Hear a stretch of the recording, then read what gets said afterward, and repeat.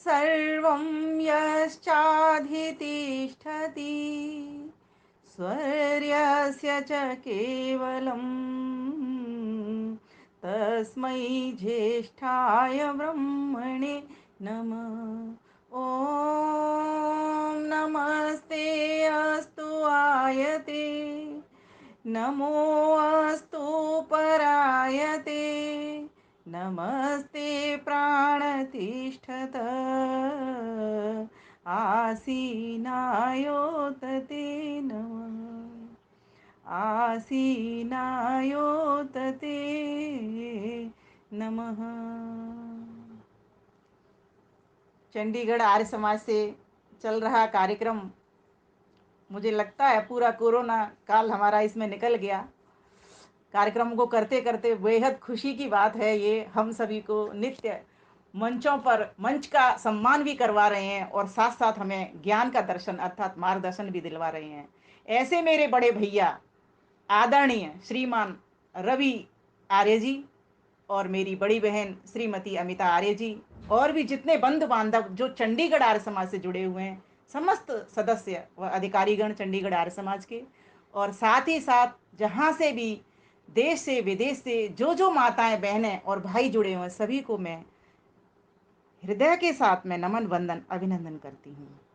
परमपिता परमेश्वर की असीम अनुकंपा है कि हम सभी इन मंचों पर इन वेबिनारों के माध्यम से, संगोष्ठियों के माध्यम से एक दूसरे का दर्शन कर पा रहे हैं क्योंकि इन दिनों तो बड़ी मुश्किल हो रही है, घरों में कोई रिश्तेदार तक आने को राजी नहीं है लेकिन हम ऐसे अजब रिश्तेदार बन गए हैं कि एक दूसरे को अच्छे से पहचानते हैं। अब कोई घर में भी आ जाएगा कोरोना काल के बाद तो बहुत ही अच्छे से उसका स्वागत सत्कार होगा, मेरा ऐसा मानना है तो हम वास्तव में सभी भाई तो हैं, सभी भाई बहन हैं, और आत्मा रूप से तो वैसे ही भाई बहन हैं क्योंकि सबका आत्मा एक जैसा है। तो आज का मेरा विषय जो कि मुझे मिला है, स्वाध्याय की महत्ता, इस विषय को रखती हूँ।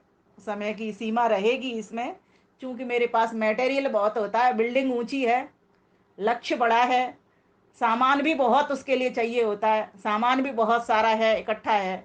अब देखती हूँ किस तरीके से कम समय में उस सामान के द्वारा एक सुंदर और भव्य बिल्डिंग बनाई जाए, जिससे कि हम सभी की इस शरीर रूपी बिल्डिंग का निर्माण होकर के उस परम पिता परमेश्वर की जो बड़ी बिल्डिंग है उसको प्राप्त किया जाए, अर्थात उस कारीगर को जिसने कि ये सारे संसार को बनाया है उसको प्राप्त किया जाए। तो आज विषय रहेगा हमारा स्वाध्याय की महत्ता अर्थात स्वाध्याय का महत्व। सर्वप्रथम हम जानेंगे ये स्वाध्याय है क्या, क्या इसका महत्व है, क्यों इसको करना चाहिए, क्या इससे हमको लाभ मिलेंगे और नहीं करने से हमारी क्या क्या हानियां होंगी। तो हमारे दर्शनकार, उपनिषदकार, शास्त्रकार, नीतिकार बहुत ही सुंदर तरीके से हमें इस स्वाध्याय के विषय को समझाते हैं। तो स्वाध्याय का अर्थ अगर समझा जाए तो सबसे पहले तो इसके टुकड़े किए जाएं, इसका विच्छेद किया जाए सरल शब्दों में। स्वाध्याय एक संधि है, सुष्ठु आवृत्य अध्यायः वेदाध्ययनम इति स्वाध्यायः। सुष्ठु उत्तम रीति के द्वारा, ठीक है, जिस भी प्रकार से, जिस अच्छे ढंग से उसको पढ़ा जाए। किसको पढ़ा जाए? वेदों का अध्ययन किया जाए, वेदोक्त जो ग्रंथ हैं उनका अध्ययन किया जाए। सुआवृत्त अध्याय है ना, और उसको किस तरीके से चारों ओर से अध्ययन किया जाए। होता क्या है कि जो हम अध्ययन करते हैं, किसी भी पुस्तक को लेते हैं, वेदोक्त कोई भी ग्रंथ लेते हैं, ना तो उसकी भूमिका पढ़ते और ना उसके पीछे का उपसंहार पढ़ते, बीच बीच की कुछ बातें देख लिया करते हैं, उससे हमको अधूरा ज्ञान हो जाता है।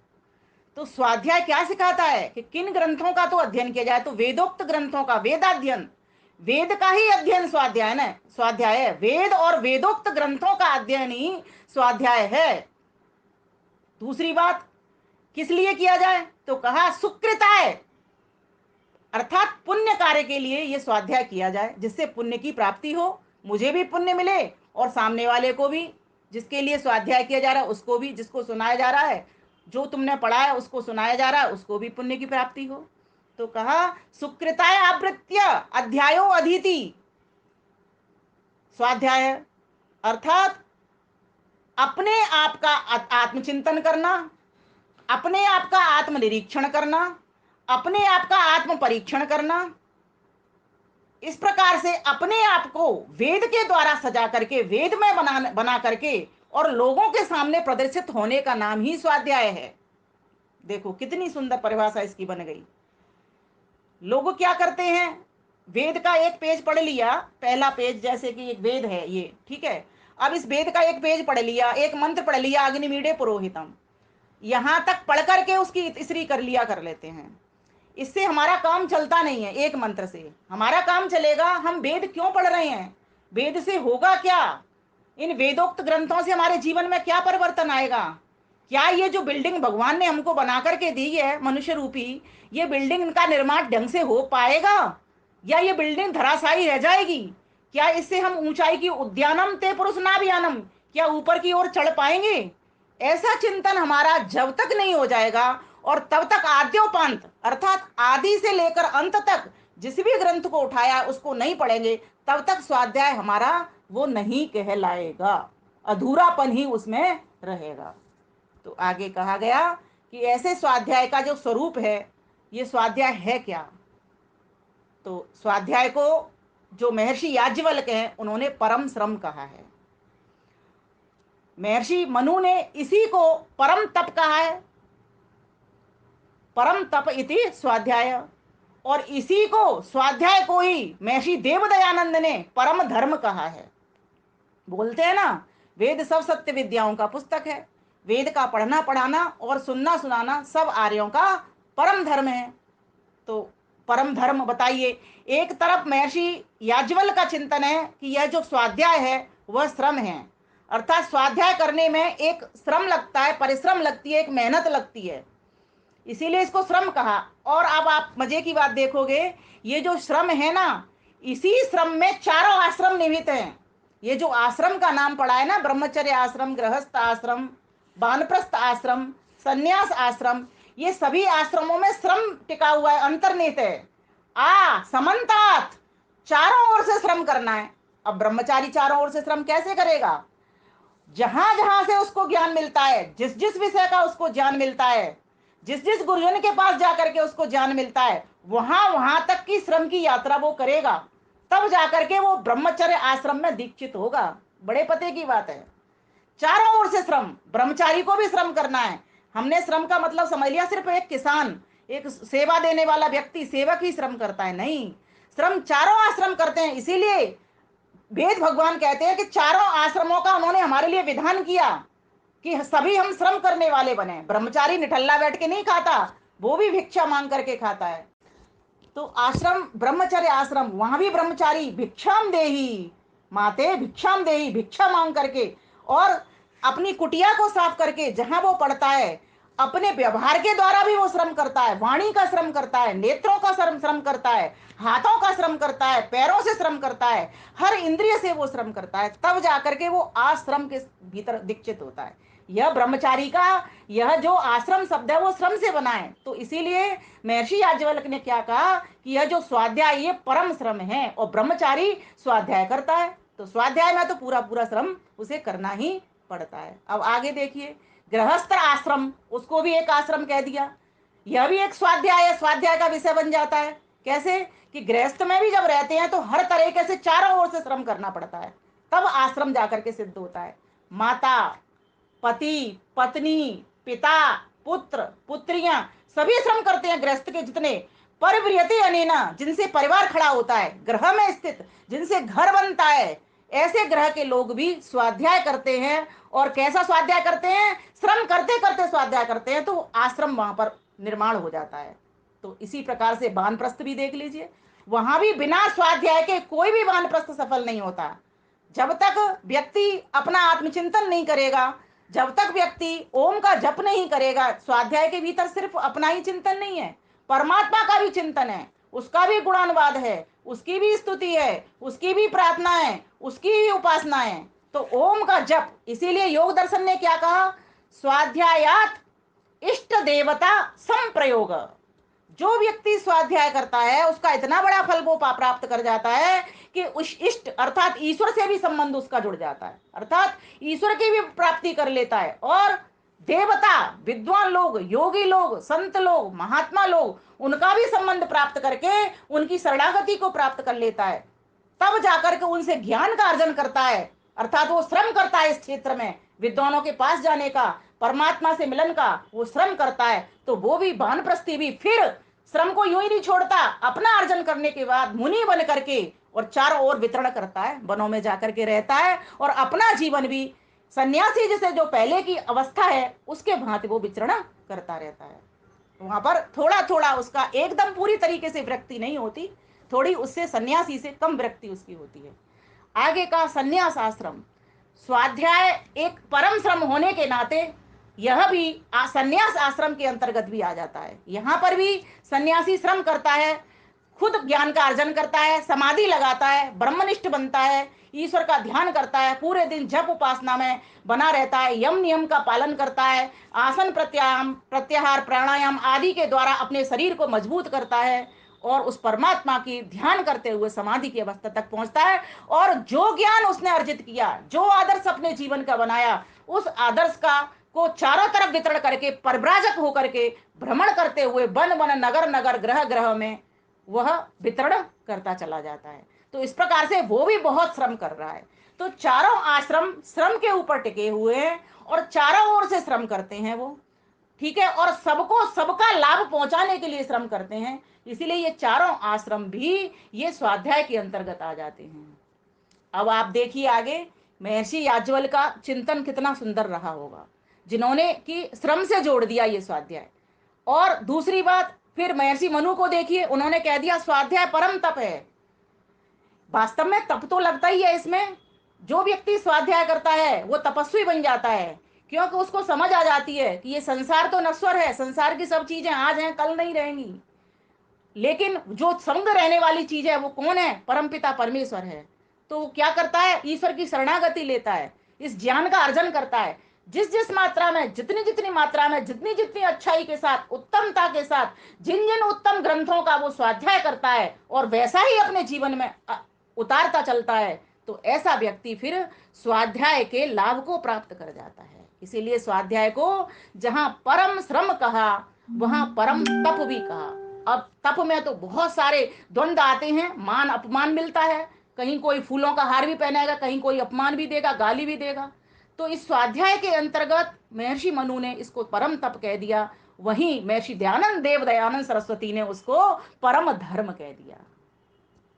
नदियां निरंतर चल रही हैं, सूर्य अपना प्रकाश अनवरत दिए चला जा रहा है, पूरे दिन भर देता है, रात को चंद्रमा को बांट देता है, सागर में अथाह जल भरा हुआ है, कोई भी कितना भी उससे ग्रहण कर सकता है, पर्वत नित्य प्रत हमको संदेश दिए चले जा रहे हैं, प्रकृति की एक एक चीज को देखो, फूलों को देखो, खुशबू बांटते चली जा रही है, कोई भी जरा सा भी संकोच नहीं करता, कोई भी अनुदार नहीं रहता, कोई भी कृपण कंजूस नहीं रहता।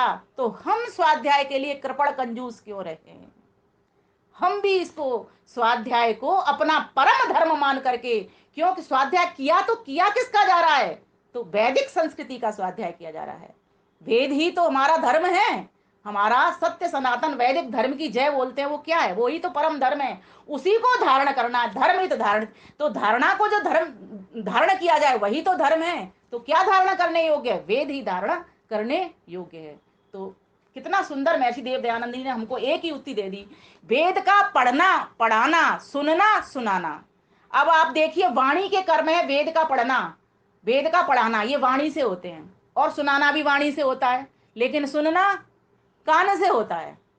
तो महर्षि देव दयानंद जी का चिंतन देखिए, यहां तक बात पहुंचा दी। आज लोग बोलना तो चाहते हैं, पढ़ाते भी हैं, पढ़ते भी हैं, लेकिन सुनना नहीं चाहते। विशेषकर मैं सभी से कहना चाहूंगी, इसको अन्यथा ना लेवे मेरी बात को, हम आर्य समाजों के मंच पर सुनना बहुत कम पसंद करते हैं। मैं बहन जी का स्वागत करना चाहूंगी, आकर के वो स्वयं कहती हैं आज मेरा समय वक्ता को भी दे दिया जाए।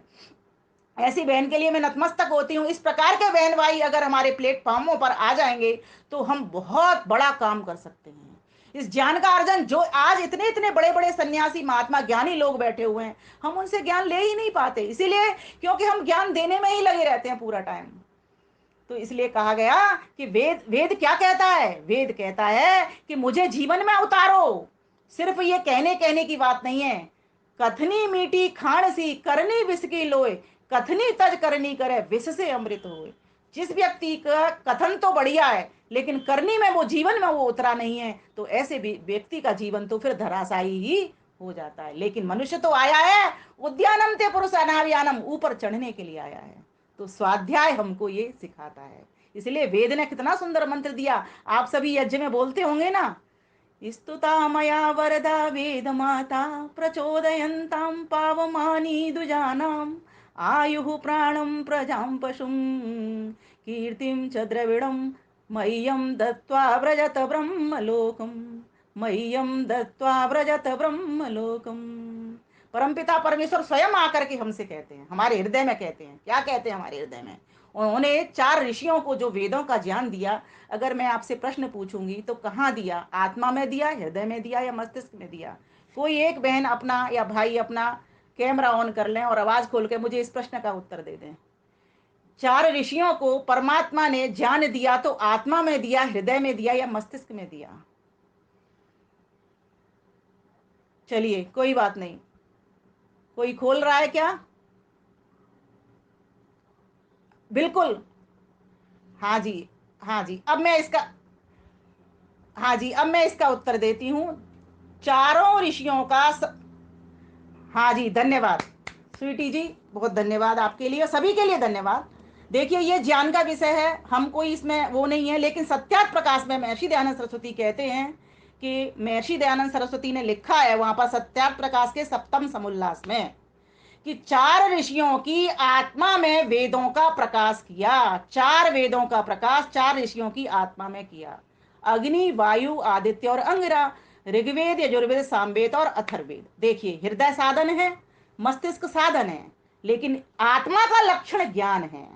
इच्छा, द्वेष, प्रयत्न, सुख दुख, ज्ञानानि आत्मनो लिंगम।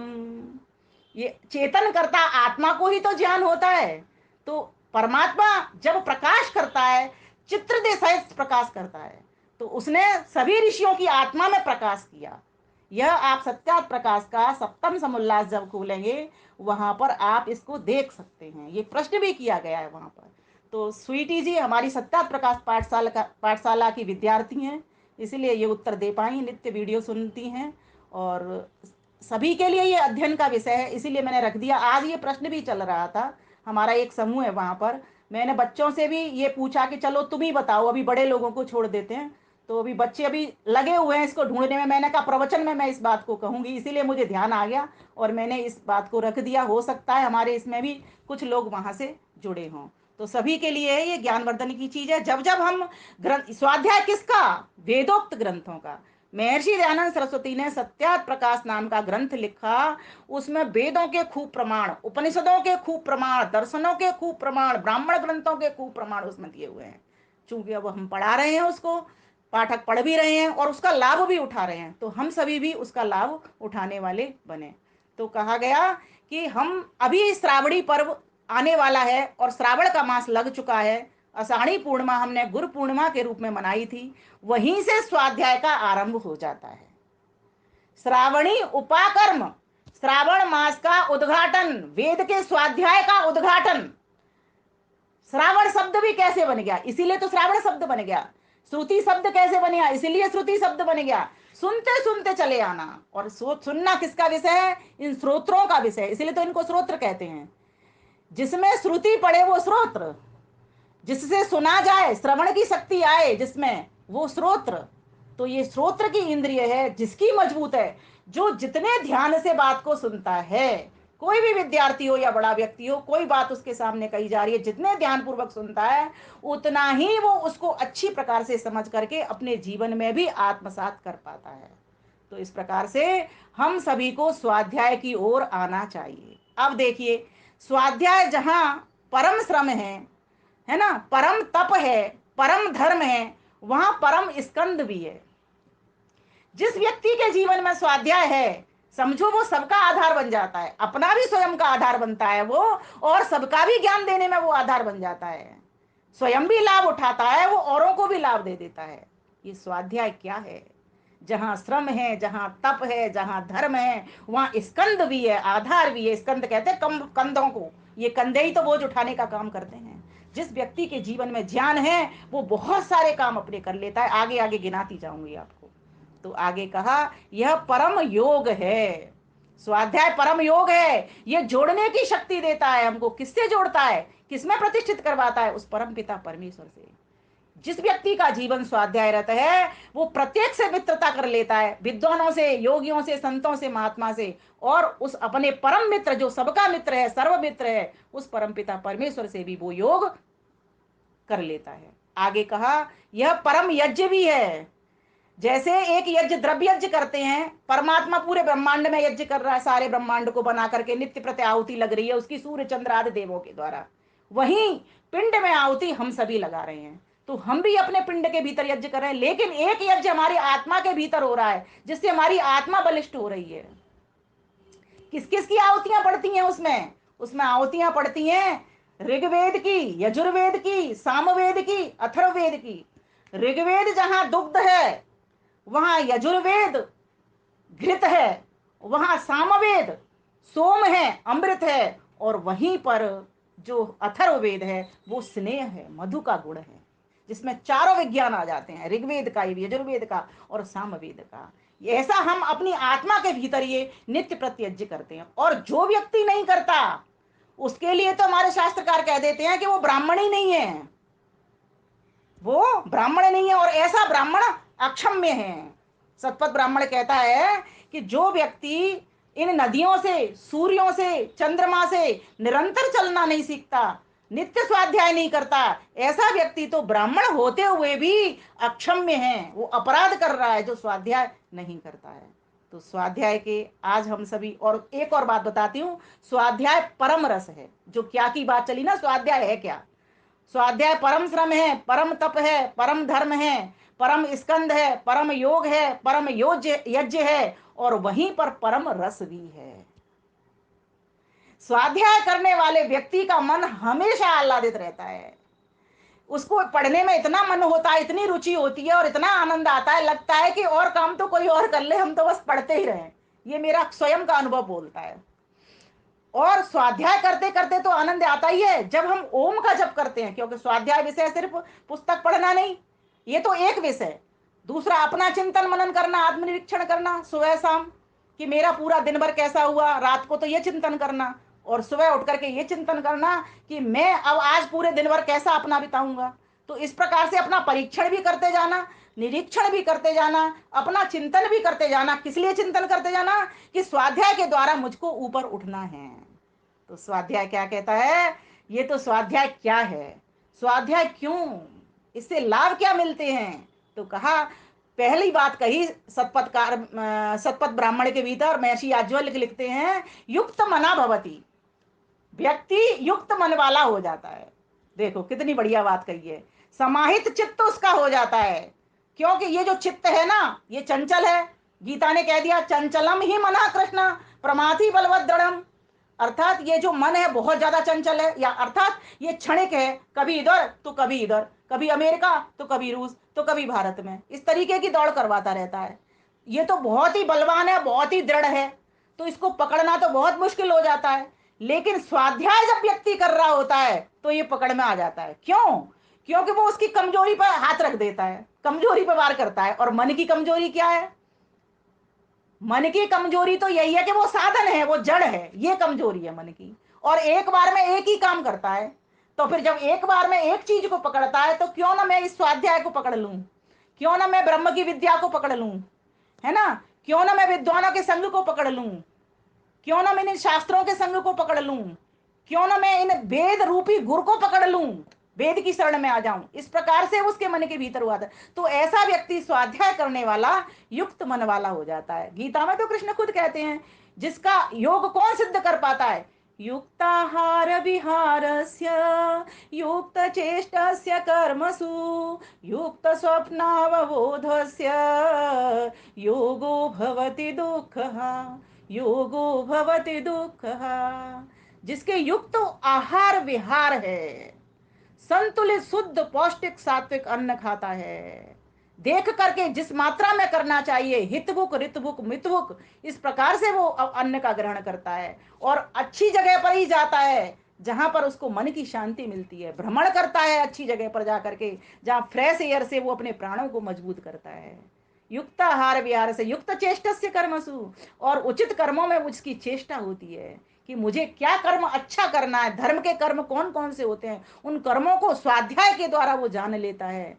ऐसा व्यक्ति ही फिर कहा युक्त स्वप्नावबोधस्य, उसका युक्त ही सोना होता है और युक्त ही उसका जागरण होता है। ऐसा व्यक्ति ही फिर योग को सिद्ध करता है।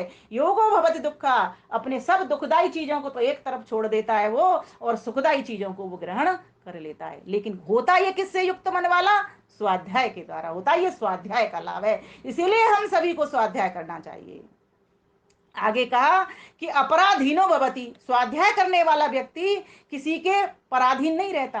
कहा भी जाता है ना, पराधीन सुख नहीं भाई, पराधीन सपने सुख नहीं। अर्थात पराधीन जो व्यक्ति होगा उसको तो सपने में भी सुख नहीं मिलता, क्योंकि दूसरे के बंधन में है। दूसरे के बंधन में तो जैसे चलाएगा वैसे चलेगा। तो कहा जो व्यक्ति स्वतंत्र है, अब देश के बारे में भी देख लो, देश हमारा स्वतंत्र हुआ तो हम अच्छे से चैन से रोटी खा पा रहे हैं, सांस ले पा रहे हैं। और देश स्वतंत्र नहीं होता, परतंत्र थे, तो हम उनके बंधन में थे, अंग्रेजों के बंधन में थे। तो यहाँ यही कहा गया है कि जो व्यक्ति जब स्वाध्याय कर लेता है तो अब वो सिर्फ जैसा वेद ने कहा है उसी बात को मानता है और स्वतंत्रता के साथ विचरता है। आगे कहा अहर्तान साधयते, ये शतपथ ब्राह्मण के भीतर आए हैं ये वचन सारे के सारे। ऋषि याज्ञवल्क्य समझा रहे हैं हमको कि ये स्वाध्याय के कितने बड़े बड़े लाभ हैं। कहा कि अर्थ की सिद्धि कर लेता है जो व्यक्ति स्वाध्याय करता है। अर्थ कहते हैं विषय को, है ना, रूप रस गंध स्पर्श शब्द। अब वो समझ में आ जाती है कि इस रूप को, संसार को मैं कब से देख रहा हूं, इसको देखने से मुझे तृप्ति हुई नहीं, और इस रस को मैं कब से लिए चला जा रहा हूं, इससे भी मेरी तृप्ति हुई नहीं। इस गंध को भी मैं कब से लिए चला जा रहा हूं, इससे भी मेरी तृप्ति नहीं हो रही है। इस शब्द को भी सुन सुन के पागल हुआ जा रहा हूं, संसार की शोरगुल को, इससे भी मेरी तृप्ति नहीं हो रही है। इसी प्रकार से रूप रस गंध स्पर्श, और स्पर्श हर चीज को मैंने छू छू के भी देख लिया, यहां भी मुझे पूरा आनंद नहीं मिलता, थोड़ी देर मिलता है, उसके बाद फिर मुझे दुख शुरू हो जाता है। उसको ये समझ जब आ जाती है तो वो अर्थ की सिद्धि कर लेता है, अर्थात वो वहां से हट करके अपने मन को उस इष्ट देवता में लगा देता है, अर्थात ईश्वर में और देवताओं की शरणागति में, विद्वानों के पास जाना शुरू कर देता है। बस इतना सा वो काम करता है। ये स्वाध्याय का लाभ है। फिर आगे कहा अर्थ तो बहुत चीजों के होते हैं। जब वो स्वाध्याय करता है तो उसको ये भी पकड़ में आ जाती है, बुद्धि सूक्ष्म होने से उसको ये पकड़ में आ जाती है कि जैसे ये एक शब्द है, मान लीजिए अश्व, अश्व का अर्थ है घोड़ा। अब अश्व के तो और भी बहुत सारे अर्थ होते हैं, लेकिन ये कैसे पता चला? जब उसने स्वाध्याय किया। अश्व का अर्थ राष्ट्र भी होता है रवि भाई, अश्व का अर्थ काल भी होता है, अश्व का अर्थ छत्र भी होता है। अब ये अर्थ कैसे पकड़ में आए? ये जब ही पकड़ में आए जब हमने ग्रंथों को पढ़ा, स्वाध्याय किया, तब ये पकड़ में आए। तो जैसी जैसी संगति होगी वहां पर वक्ता कहना क्या चाह रहा है, वक्ता का अभिप्राय क्या है, वक्ता का तात्पर्य क्या है, उसकी संगति उस अर्थ के साथ, शब्द के साथ लगा दी जाती है। शब्द अर्थ संबंध की पकड़ से व्यक्ति को आ जाती है। ये होता तभी है जब व्यक्ति स्वाध्याय करता है। और देखिए आगे चलिए, और उसको धन की भी प्राप्ति होती है। उसको पता लग जाता है कि धन कैसे कमाया जाता है और धन का खर्च कहाँ करना चाहिए। ये सारे गुण उसके भीतर प्रतिष्ठित हो जाते हैं। तो अब चौथी बात कही, सुखम स्वपिति, अर्थात स्वाध्याय करने वाला व्यक्ति, ऋषि याज्ञवल्क्य कहते हैं, सुख से सोता है। क्योंकि उसको समझ आ गई है संसार में तो झंझट है, छोड़ो सारे, सो जाओ चुपचाप, चैन की नींद लो, कुछ नहीं रखा, इसी दुनिया में ही उलझे रहेंगे। उसका व्यवहार, फिर वो अपने व्यवहार को यम नियमी कर लेता है। जिस व्यक्ति का जीवन अहिंसा वाला है, शौच वाला है, संतोष वाला है, ब्रह्मचर्य वाला है, अपरिग्रह वाला है, ईश्वर प्रधान वाला है, अर्थात कहा जाए तो यम नियम के जो 10 अंग हैं वो पूरे के पूरे उसने अपने जीवन में उतारे हैं, वो व्यक्ति फिर आराम से सोता है। क्योंकि अब उसकी कोई लड़ाई नहीं किसी से, ना कोई खटपट। कि कौन व्यक्ति को नींद नहीं आती? जो चिंता में है। देखिए दोनों में बड़ा अंतर है। चिंता चिता द्वयोर मध्य चिंता एवं गरीयसी, चिंता और चिता में दो अंतर होते हैं। कि एक व्यक्ति तो चिंता कर रहा है तो चिंता वाला व्यक्ति तो चिता में चला जाता है, लेकिन जो चिंतन करता है ईश्वर का, वो फिर ईश्वर की मंजिल को, शरण को प्राप्त कर लेता है। तो ये कौन सिखाता है हमको? ये हमको वेदोक्त ग्रंथ, वेद और वेदोक्त ग्रंथ, अर्थात ईश्वर की वाणी और ईश्वर की वाणी के अनुसार लिखे हुए जो ग्रंथ हैं वे ग्रंथ हमको बताते हैं। ये कैसे आता है? ये स्वाध्याय से आता है। तो व्यक्ति चैन की नींद सोता है। धन का बिस्तर मिल जाए पर नींद को तरसे नैन, कांटों पर भी सोकर आए किसी के मन को चैन। अरे कोई कारण होगा, अरे कोई कारण होगा। जो ज्ञानी व्यक्ति है वो तो गुदड़ी में भी सो लेता है आराम से। वो तो कह रहा है कि भाई मैं तो पथिक हूं, रात का यात्री, एक रात काटनी है, चैन से काट लेता है। लेकिन जो व्यक्ति अज्ञानी है उसको मखमल के ही गद्दे बिछा देना, वहां पर भी उसको नींद नहीं आती। टैबलेट पर टैबलेट, गोलियों पे गोलियां वो खाता चला जाता है। तो स्वाध्याय का ये लाभ कितना बड़ा लाभ है बताइए। तो हम स्वाध्याय करेंगे तो सुखम स्वपिति अर्थात सुख से सो लेंगे। आगे कहा परम चिकित्सक आत्मनो भवति, अर्थात स्वाध्याय करने वाला व्यक्ति अपना ही चिकित्सक बन जाता है, अपना अपने आप ही वैद्य बन जाता है। उसको पूरे सिस्टम का पता लग जाता है, क्योंकि ज्ञान के द्वारा उसने अर्जन किया कि मेरे भीतर का शरीर कैसा है, बाहर का स्थूल शरीर मेरा कैसा है, मेरा कारण शरीर किस किन चीजों से बना है, कौन कौन सा मुझे भोजन खाना है, किस तरीके से मुझे चलना है, कैसा मुझे व्यवहार करना है, किस तरीके से मेरा शरीर स्वस्थ हो सकता है, किस तरीके से मेरा मन स्वस्थ हो सकता है, किस तरीके से मेरी आत्मा स्वस्थ हो जाती है। तो इस प्रकार से वो अपनी हर दवाई, चाहे शरीर हो, चाहे आत्मा हो, चाहे मन हो, चाहे प्राण हो, चाहे बुद्धि हो, सबकी दवाई अपने आप कर लेता है। तो बताइए, इतना बड़ा जब स्वाध्याय से हमको लाभ मिलता है तो हम स्वाध्याय क्यों न करें। अवश्य ही वेद के 1 पेज का नित्य स्वाध्याय हमको करना चाहिए। और देखिए, ये तो बहुत ही कम है। अब इंद्रिय संयम भवती, इंद्रियों पर संयम करना आ जाता है, कंट्रोल करना आ जाता है, उसको पता है। देखिए, इसके भीतर इंद्रिय निग्रह एक आता है ना, धर्म के जब हम लक्षण बोलते हैं, इंद्रियों पर कंट्रोल। व्यक्ति कहता है कि ठीक बात है, मन से इंद्रियां चलती हैं, मानती हूं मैं इस बात को, लेकिन कई बार इंद्रियों को ऐसा अभ्यास हो जाता है, मन कहीं और जा रहा होता है, पैर कहीं और को चल रहे होते हैं। आपने देखा होगा ना, ये सच्चाई है ना। मन जा रहा है कहीं दूसरी जगह, लेकिन पैरों को जो अभ्यास पड़ा हुआ है नित नित जाने का, वो वही वहीं जा रहे हैं। नित नित कर्म करने का, हाथों से कर्म करने का, वो हाथ वही किए चले जा रहे हैं। तो इस इंद्रियों का निग्रह, इंद्रियों का निग्रह कैसे करें? मान लीजिए मैं एक उदाहरण लेती हूँ, भोजन है। अब एक होता है हीन योग, एक होता है अति योग, एक होता है मिथ्या योग, और एक चौथा होता है योग। तो व्यक्ति मान लीजिए भोजन कर रहा है, तो उसका योग तो ये कहा जाएगा कि वो शुद्ध संतुलित और सात्विक भोजन करे, ठीक है। हीन योग ये कहा जाएगा कि वो मांसाहारी भोजन करे, है ना। और अति योग ये कहा जाएगा वो करता ही चले, उसका पेट भर ही नहीं रहा। और मिथ्या योग ये कहा जाएगा कि उसके भोजन तो सामने है नहीं, लेकिन कल्पना किए जा रहा है, रसगुल्ला खाऊंगा, लाऊंगा, और मुंह में से लार टपक रही है, उसकी सिर्फ कामना ही किए जा रहा है। तो हम इन तीनों योगों से बचने वाले बने। तो स्वाध्याय करने वाला व्यक्ति हीन योग, अति योग, मिथ्या योग से बच जाता है। और चौथी बात जो मैंने बताई, योग, वो योग में प्रतिष्ठित हो जाता है, क्योंकि अब उसकी जिह्वा किसमें है? वश में है। ये समझने की बात है। इसी तरीके से वाणी पे घटा लेना, हर इंद्रिय पे आप घटा सकते हो इन तीनों बातों को, हीन योग, अति योग, मिथ्या योग। कोई नोट करना चाहे तो नोट कर सकता है। आगे कहा एक रामता भवती, स्वाध्याय करने वाला व्यक्ति इतना निश्चिंत हो जाता है, इतना निर्भय हो जाता है, क्योंकि ये उसको पता चल गई है कि एक परमात्मा ही मेरा है, ये सारे दुनिया के रिश्ते नाते तो झूठे हैं। एक रामता, एक से ही, एक में ही उसको आराम की अनुभूति होनी शुरू हो जाती है। बताइए कितना बड़ा लाभ है।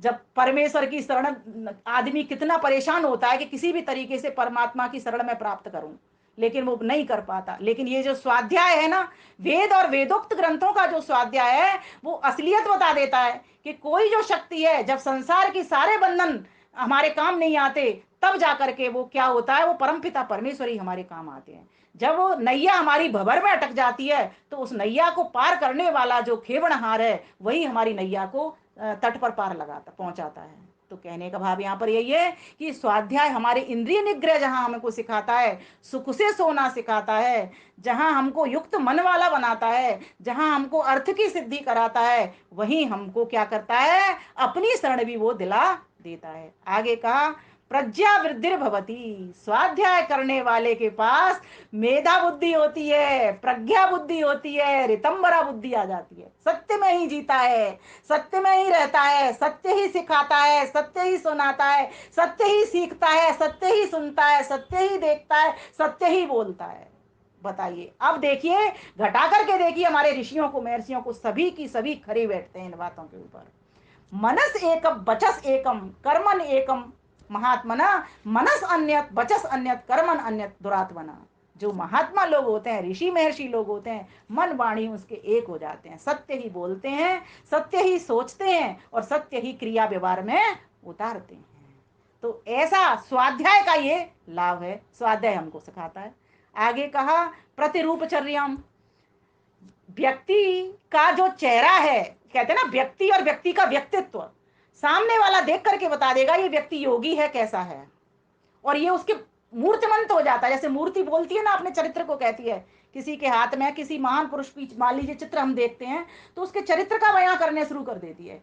ऐसा ही व्यक्ति का व्यक्तित्व बोलना शुरू कर देता है, ऐसा उसके ऊपर रूप आ जाता है, रूप छा जाता है उसके ऊपर। तो कहा कि ये स्वाध्याय का लाभ है। तो इस स्वाध्याय को लाभ को लेने वाले हम क्यों नहीं बने, नित्य प्रति वेद व वेदोक्त ग्रंथ का स्वाध्याय किया करें। और मैं तो कहती हूँ श्रावण मास चल रहा है ना, यहीं से उद्घाटन करना है, यही तो उपाकर्म है। उपाकर्म का भी अर्थ सीख लिए, आरंभ, शुभारंभ। और ये शुभारंभ हमें श्रावण मास से शुरू करना है और श्रावण मास पर ही एंड करना है। जिस ग्रंथ का उठाना है पहले हो जाए तो दूसरा ग्रंथ उठा दो, वेद के वेद सम्मति है वो तो। और आगे कहा यश, स्वाध्यायरत व्यक्ति ज्ञानी हो जाता है, चारों ओर उसकी कीर्ति फैल जाती है। क्यों? अब वो ज्ञान का वितरण करने लगा है। अब वो अपने तक सीमित नहीं रखता, कोई भजन लिखता है, गीत लिखता है, लेख लिखता है, समाज को देता है वो। क्योंकि वो ये मान के चल रहा है कि ज्ञान मेरा नहीं है, ये ज्ञान तो सबके लिए परमात्मा ने मुझे चुन करके और बांटने के लिए मुझे इस संसार में भेजा है। तो ज्ञानी बन करके वो खूब प्रदान करता है। आदान तो परमेश्वर से करता है, विद्वानों से करता है, गुरुजनों से करता है, और उस ज्ञान को चारों ओर वितरण कर देता है। क्योंकि वो मानता है ना, मेरा तो यहाँ कुछ है नहीं, मेरी कोई वस्तु है नहीं, ना मेरी बुद्धि है, ना मेरा बल है, सब कुछ मुझे परमात्मा ने दिया है। ये इंद्रियां नहीं थी हमारे पास तो हम कैसे रहते थे, हम तो बेहोश पड़े हुए थे सभी जीवात्मा। परमेश्वर ने तो बड़ी कृपा करके हमको ये चोला दिया, और विशेषकर ये मनुष्य का चोला, जिससे कि हम कर्मशील प्राणी बनकर, क्रतु बन करके सारे काम संसार के कर सकते हैं। तो आगे कहा ऐसा व्यक्ति फिर यश को प्राप्त करता है। ये जो यश है ना, ये हृदय का विषय है। जब किसी व्यक्ति का यश फैलता है, महिमा फैलती है, तो उस व्यक्ति को हृदय में अनुभूति होती है। तो स्वाध्याय करने वाले व्यक्ति जब ज्ञानी हो जाता है तो उसका यश जानते हैं कि भैया कौन है ऐसा ज्ञानी व्यक्ति, तो रवि आर्य जी। कौन है? अमिता जी, स्वीटी जी। इस प्रकार से उनका नाम फैल जाता है, महिमा फैल जाती है। तो इस प्रकार से विद्वानों का नाम सबके सम्मुख आ जाता है कि कौन कौन आर्य जगत में विद्वान है। आगे कहा यहाँ पर कि यश के बाद में कहा जाता है कीर्ति। जैसे यश हृदय का विषय है, तो कीर्ति कानों का विषय है। कीर्ति में गुणानुवाद, गुणों की प्रशंसा, चारों तरफ ये बात फैल जाती है कि वो व्यक्ति तो दिग दिग, जैसे कहते हैं ना, कीर्ति उसकी दिग दिगंत फैल गई।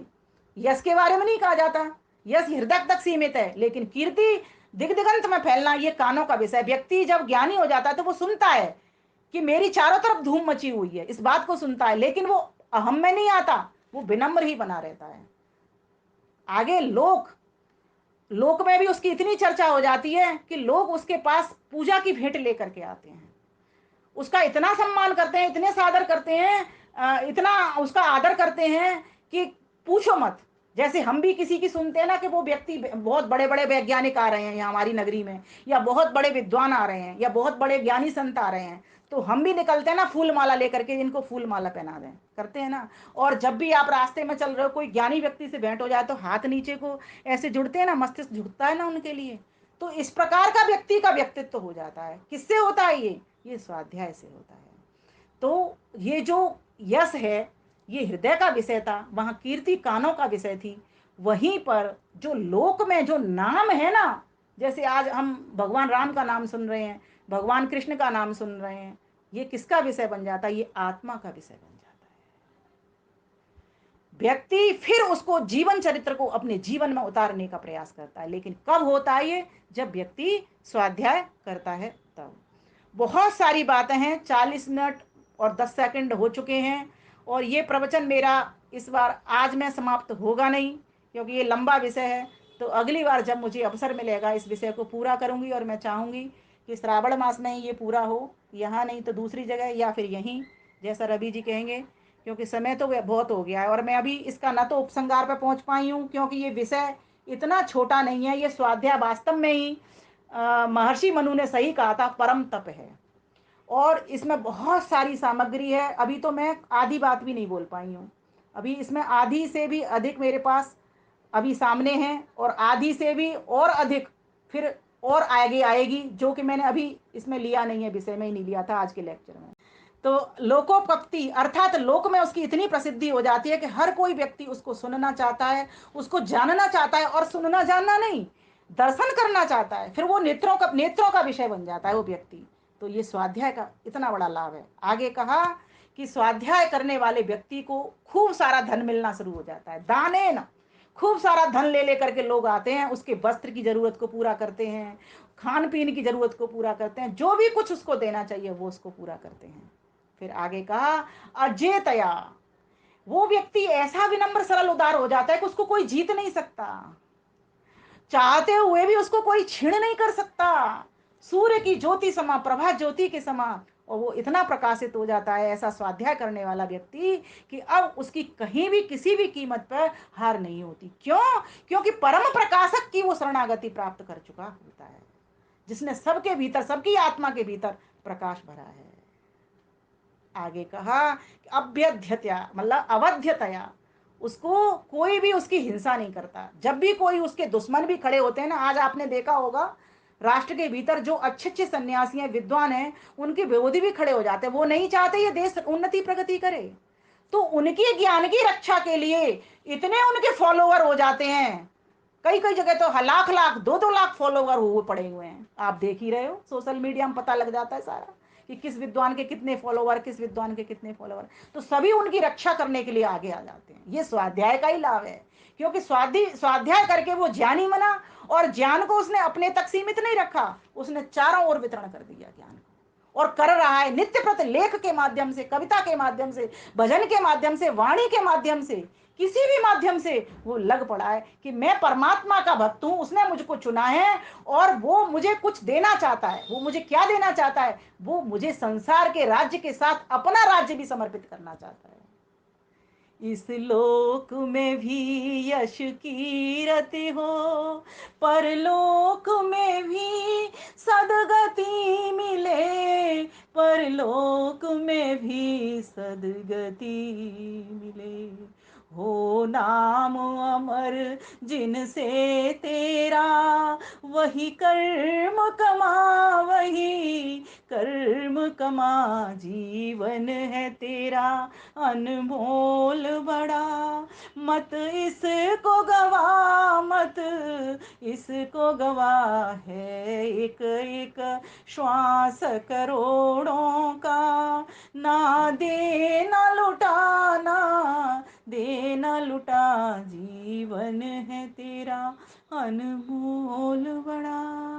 तो ऐसे व्यक्ति फिर ईश्वर की शरणागति को प्राप्त करके इस संसार का राज्य भी भोगता है वो, और इस संसार से ऊपर उस ब्रह्म लोकों की भी प्राप्ति करता है। 3 लोक हैं, ध्यान दीजिए, यह भी समझने का विषय है। बहुत लोग पूछा करते हैं कौन से लोक की प्राप्ति होती है, क्या ये पृथ्वी लोक, अंतरिक्ष लोक, द्युलोक प्राप्त होते हैं? एक ध्यान दीजिए इस पर।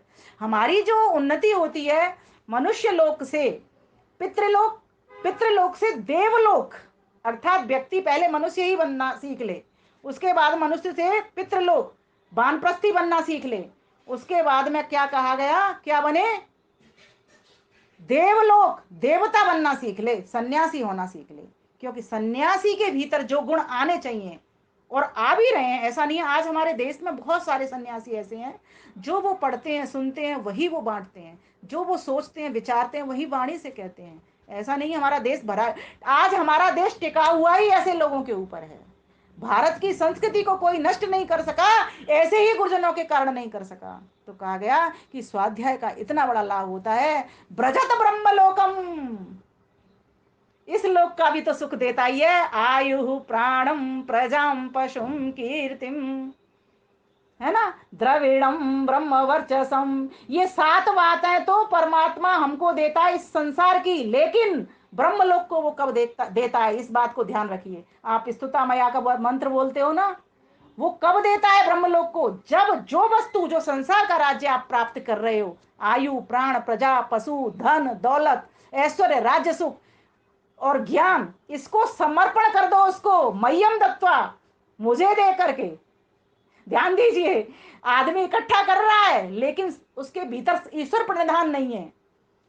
ईश्वर प्रदान जब तक उसके भीतर नहीं आएगा तब तक ब्रह्म का वो लोक नहीं देगा। उसने पहले ही कह दिया, मह्यम दत्वा, ये सारा जो कुछ मैं तुमको दे रहा हूं, ये आयु दे रहा हूं, प्राण दे रहा हूं, प्रजा दे रहा हूं, पशु दे रहा हूं, धन दे रहा हूं, दौलत दे रहा हूं, ये सब पहले मह्यम दत्वा, मुझे दे करके, मुझे समर्पित कर दो इसको, क्योंकि ये मेरी वस्तु है, मैं ही इसका मालिक हूं। तुम इसके मालिक नहीं हो, तुम प्रयोग करता हो, तुम संरक्षण तो करते हो इसका, वर्धन तो तुम करते हो, लेकिन तुम मालिक नहीं हो। इसीलिए पहले मुझको इसको समर्पित कर जाओ, जो मैं तुमको दे रहा हूं। तुमने जो श्रम से कमाया, मेरी सहायता ली, मेरा सहयोग लिया, मेरी शक्ति ली, इसको मुझे समर्पित कर दो, फिर मैं तुमको ब्रह्मलोक प्रदान करता हूं, प्रजत ब्रह्मलोकम, फिर मैं तुमको अपना सुख देता हूं, मोक्ष का धाम दिलाता हूं।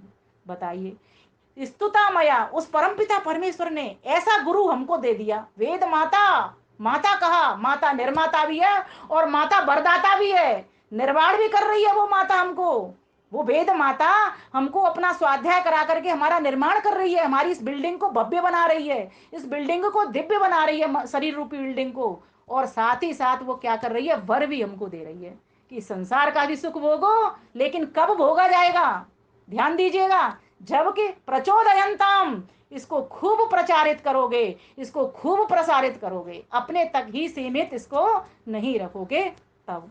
तो कहा गया कि जो व्यक्ति अगर इस तरीके से इन सतपथ ब्राह्मण के वचनों पर चल पड़ता है और स्वयं वेदवाणी के वचनों पर चल पड़ता है, ऐसा व्यक्ति फिर खूब तो इस संसार का सुख भोगता है और इस संसार के ऊपर ब्रह्मलोक की भी वो प्राप्ति करता है। अब आगे की जो बात है उसमें एक समझने की बात है कि जो कुछ, जैसे कि बहुत सारे विद्वान हुए, उन्होंने भी स्वाध्याय किया तभी जाकर के वो लिख पाए।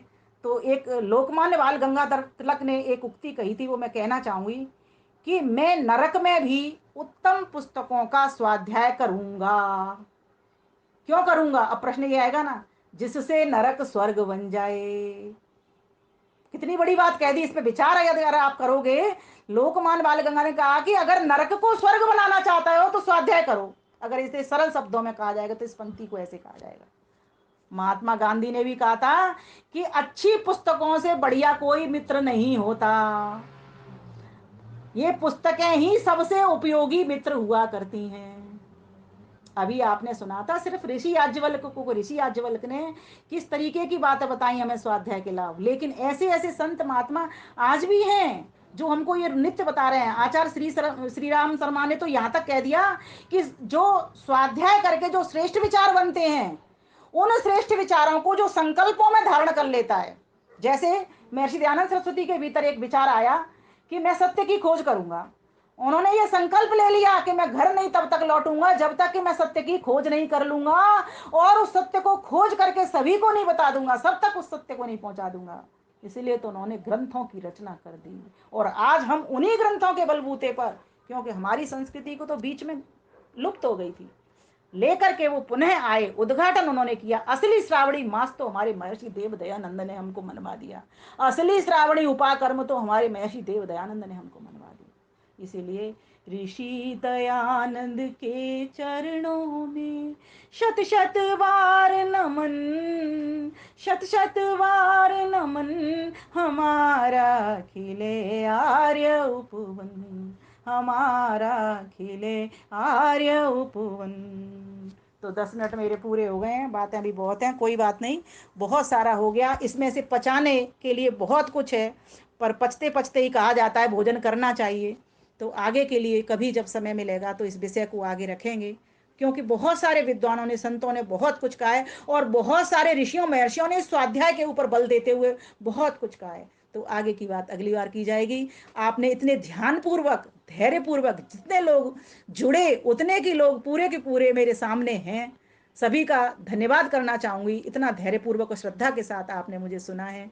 और भाई रवि जी को बहुत-बहुत साधुवाद और आगे के लिए भी शुभकामनाएँ और बधाई, क्योंकि वास्तव में ही अगर वो मंच हमको नहीं देते, तो हम अपनी वाणी को व्यक्त नहीं कर पाते, ईश्वर की वाणी को व्यक्त नहीं कर पाते।